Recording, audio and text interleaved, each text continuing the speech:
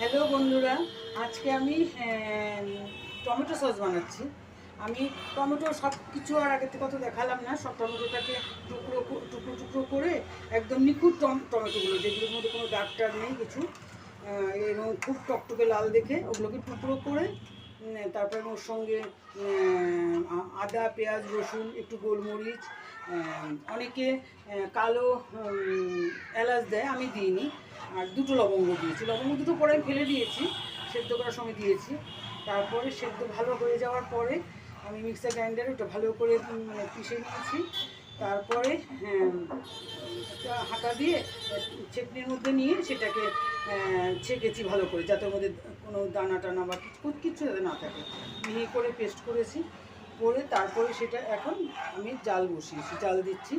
জাল দিতে দিতে জলটা যাতে শুকিয়ে যায়, যেটুকু এমনি তো ঘনই, একদম ঘন, তবুও যেটুকু একদম জল থাকবে সেটুকু যেন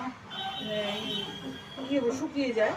তারপরে মানে নামানো না, তার অনেক আগে আমার একটুখানি ভিনিগার দেবো, যাতে সেটা অনেক দিন মানে রাখা, প্রিজার্ভ করা যায়, যাতে এমনি অন্য কোনো মানে কেমিক্যাল প্রিজারভেটিভ কিছু আমি দিইনি, শুধু ওই ভিনিগারই দেবো যাতে অনেক দিন থাকে।